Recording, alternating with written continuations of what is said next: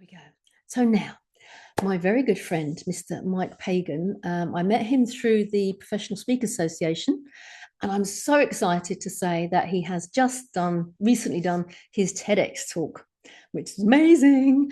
And I cannot wait to share his mindset around mental health. We're coming up to, in May, Mental Health Awareness Week.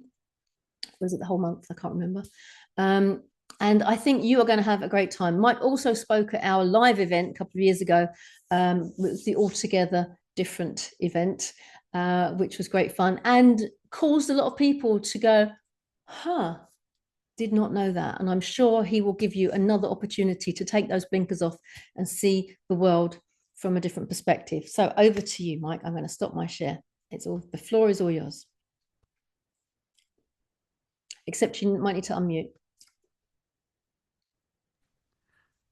Of course, that's how you start, isn't it? It's sort of, I've done this for several years, and so yeah, you're on mute. I just love that phrase. It's the most used phrase on the interweb nowadays. It used to be "click here" was the most used click. Anyway, we digress. So, mental wealth. What is it? What do I want to share with you today, and how's that going to work? Well, in simple terms, my focus for you today, hence I've got no slides. I just wanted, this is naked. This is straight talking. I'm going to talk. If you've got questions, please throw them in. Alan, Jennifer, if you're watching the chat and there's any questions you want to throw at me whilst we're going along, then please do, because I won't see them necessarily whilst they're happening. But the reality for me is that there's so much talk about well-being, but there's not enough focus on investing in mental wealth. So what is mental wealth? In essence, it's the yin to the yang of mental poverty. And for me, mental poverty is isolation, hybrid working, unintentional isolation, working where we haven't got people around us asking better questions of us than we could of ourselves, isolation. It's where we are challenged, but we're not challenging ourselves. We're not making decisions. And if we're not making decisions, then that takes us into that negative vortex that puts us into negative mental health. And the reality check is every single one of us wakes up with on the mental health spectrum every single day. We have good days, we have bad days. I've woken up many times over the last nearly 30 years with my good lady wife, and I'm in trouble. Yeah, because of course she had a dream through the night. I did X, got no idea what I did. We're sitting there trying to have breakfast, and she's got a face on her like a smack what's it, and I'm in trouble. Yeah, because in her mind, this is very, very real. It wasn't that I was unfaithful. It was I just didn't put the milk out or whatever it was. It's something mine. This is what happens. You get up every day and we're not quite sure where we're going to play from, how we're going to work. And it's the wind, it's the rain, it's the, if you're Lizzie, it's jumping in a cold swimming pool. We know how that works. All of these things that we do. So it's understanding the bits that we need to do to invest in our mental wealth so that we've got greater support around us, great people, and we can have more fun along the way. And it's getting that element right. So it's truly understanding, because when we have that in the right place, then things work. The problem is we are stuck and surrounded initially by support networks that aren't fit for purpose, that are not giving us what we need as individuals, as human beings, or whatever it is. That's just the reality. We don't know what we don't know, because nobody's asking us ugly questions, putting us under pressure, or holding us accountable for the random things we say we're good at, but we're not doing. So this is where we need to start from, is understanding who's around us. And in my research, I had the joys of working with professional sports men and women as they transition to their life after professional sports. And for many of them, the guillotine comes down. And 35 people yesterday, keeping them on the track, in the pool, on the pitch, whatever it was, are now no longer fit for purpose for their way forward.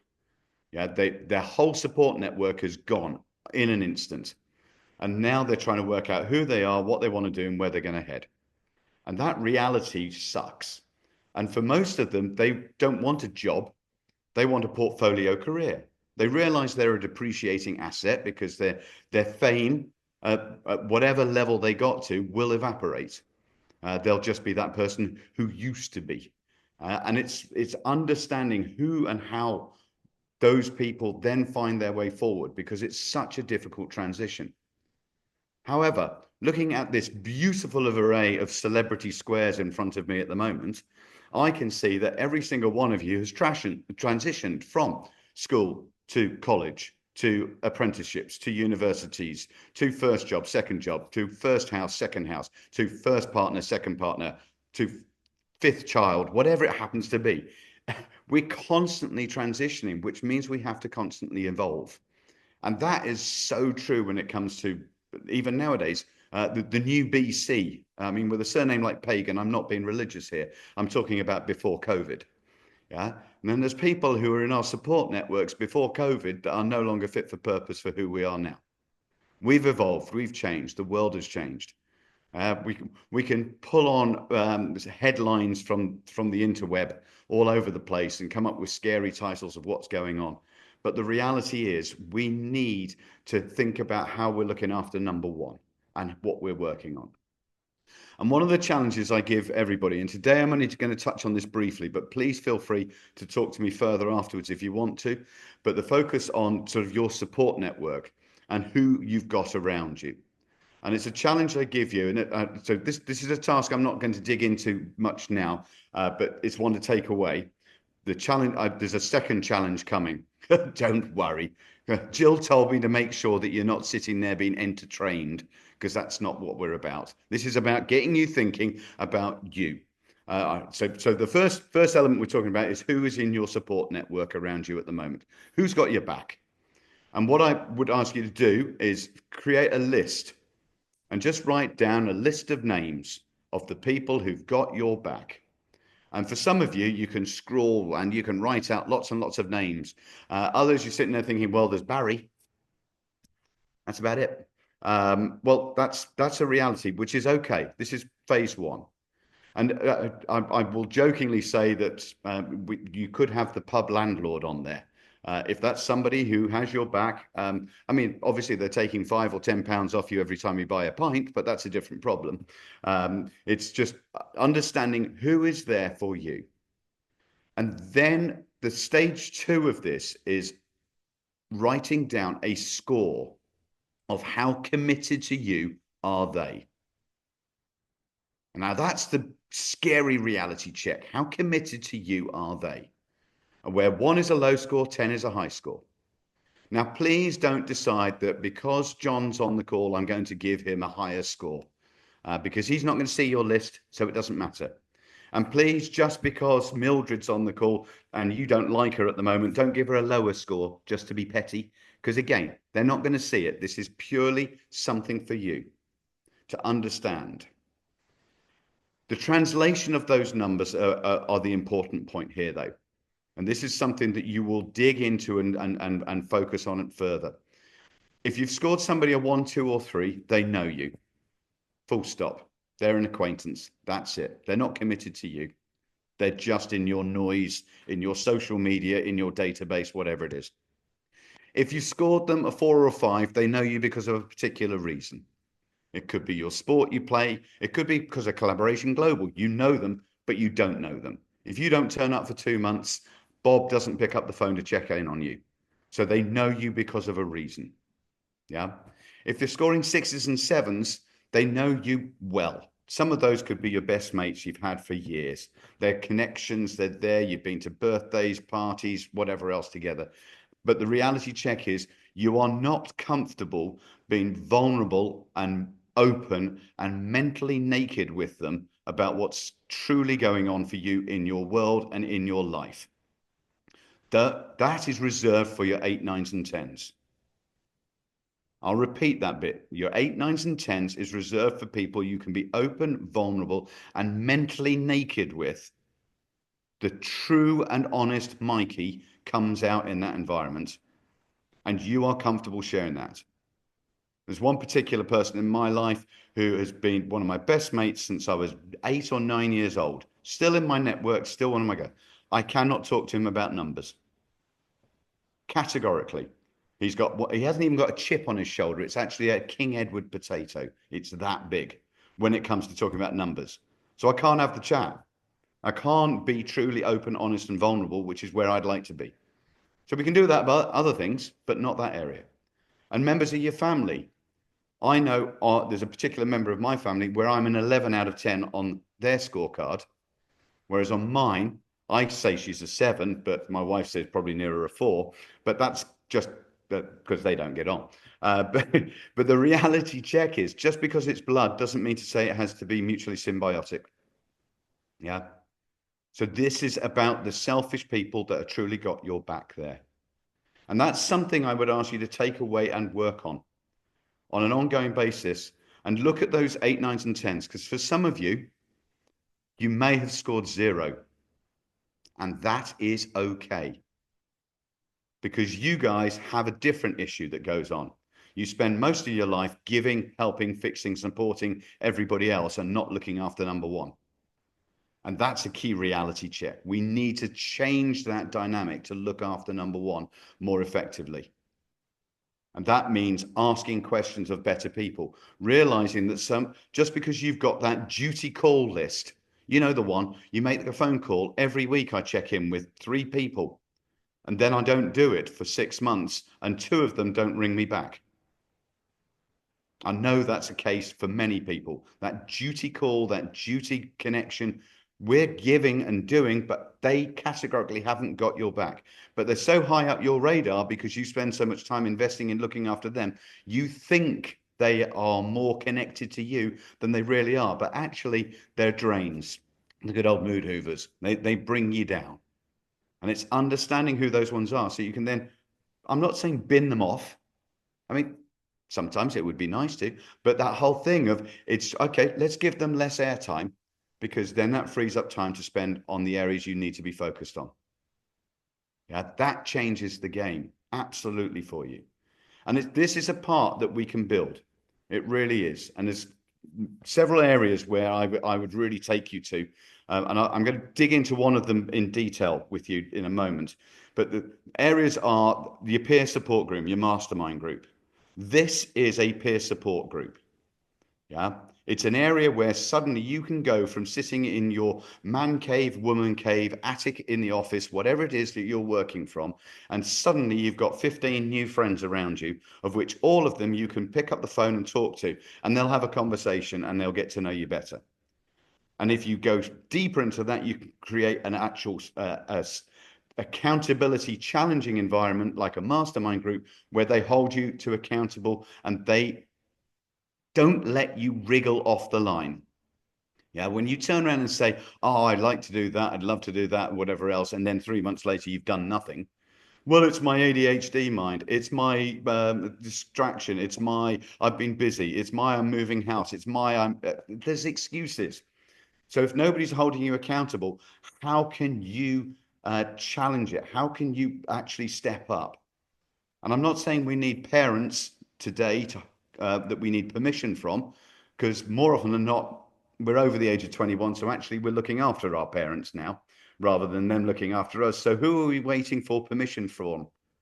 Who are we being challenged by? How does that work? So that's your mastermind group. Your professional network are the people who look at the small print.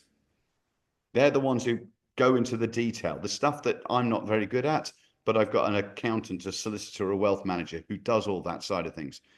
Through a transitional part of my life, I know I need those people because I don't have that intelligence of that sort. I've got this intelligence, but not that one.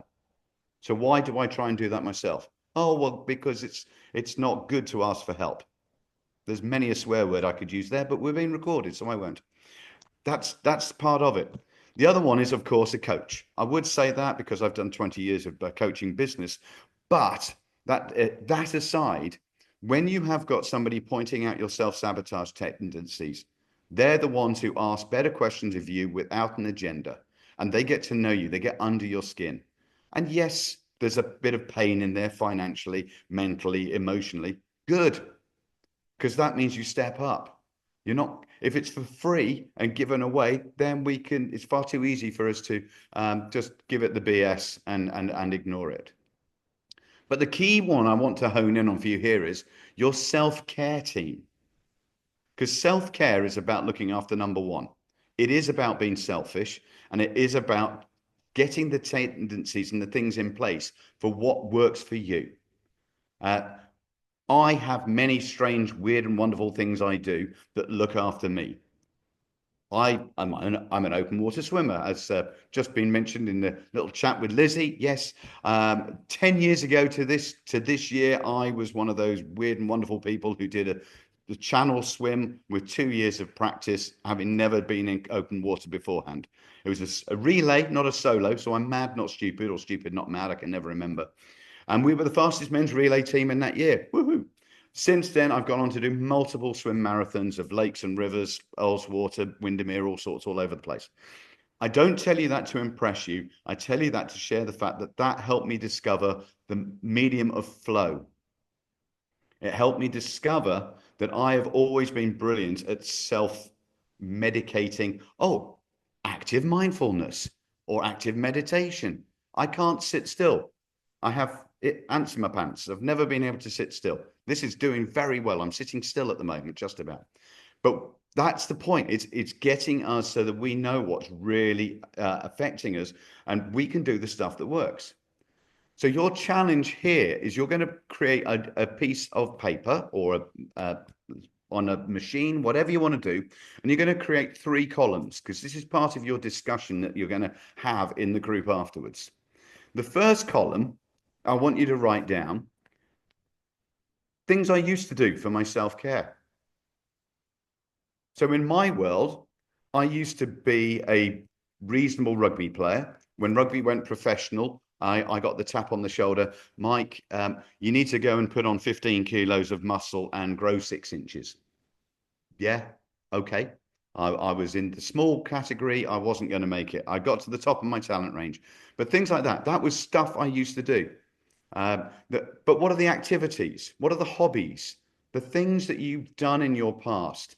And for some of you, you'd be able to write a huge list here because you used to be very active, or you used to have loads of hobbies. Yeah, you used to be the D&D champion for Worcestershire. And if you don't know what that is, ask a child or a grandchild, just for those of you who are thinking, what's he talking about? Tamas is there going, oh, yeah, yeah, I know that one. He's all over that one. But a number of people, number of adults who do painting by numbers and Lego nowadays. Okay, well, is that something you did when you were younger? These are all things that we did before we spent all of our lives, or too much of our lives, in front of a screen. Yeah, these are things that were good for the soul because they worked for you. And it's not about apologizing for the fact that you do or do not seem normal because you do that. If it works for you or used to work for you, that's great. Column number 2 is, what do you do now? And for some of you, this list will start with 2 or 3 things and then it will stop. What is it you do now for your self-care? What are the elements you do? Clearly, we've got some Qigong masters on here who spend a lot of time looking after and staying grounded.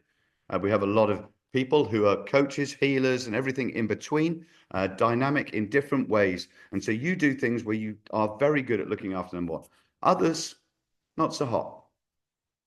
And it's just, what are we doing now? Have you? I've got my eldest daughter. She's 27 in a week. Ooh, I had to work that one out. And she's really got into macrame recently. She's loving it. And it's a type of crochet, but it's sort of, all those white things that you for hanging plants out of. Looks really good. I'm saying that mainly for the guys looking at me going, "What?" Uh, not true. And I'm not being sexist there, but maybe. So it's understanding what do you do currently? And the third column here is, what have you always fancied doing? What have you always thought the idea of doing would be great? So for me, I would love to take Japanese cookery classes. Yeah, I can do basic sushi, but there's so much more to that Japanese cookery than that area. I've even gone into the Japanese restaurants in my hometown over the years, 2 or 3 of them, and said, "Do you do any classes?" And no. And if I went to Yo Sushi, they're just going to give me the shoulder. So it's not happened yet. But what are the things you would like to be doing that would give you a lift? And that's part of the discussion we're going to go into, because I've got about 2 minutes left to finish off. That's your discussion point between what have you done? Because quite often, a lot of the things that we used to do, just because we're 21 plus, we could do it again. So if I chose to, I could do touch rugby or walking rugby, because rugby's in my blood, and I was half decent at it back in the day. Why couldn't I do that again now? And the camaraderie and whatever else. Well, I've moved on from rugby because I don't drink like rugby players used to and all that sort of stuff. So different changes. Okay, that's a reason not to, or it's not biting me. But what's the equivalent? What are the things you've done in the past that you could step up with now? Because the key point here is about when we invest in our mental wealth, we're looking after number one. We're dealing with the isolation piece because we're focusing on self-care so that we're fit for purpose for other people. When we're fit for purpose, we can help the family around us. We can help the community around us. We can help the neighbors. We can work it. And the other challenge that I will always put out there in this environment, especially because whether we be solopreneurs or C-suite executives, we struggle with who to pick up the phone to and who to our phone doesn't ring. Well, this is a simple story of me receiving a phone call at 9 o'clock in the morning. And it was from one of my best mates who was based in the States. And he rang out of the blue. Hadn't spoken to him for several months. And I asked him and challenged him, why have you rung me now at this time? Why today? And we couldn't find an answer. And to this day, 18 months on, we still haven't found an answer. He rang the morning after somebody in my network had fortunately been unsuccessful in a suicide attempt.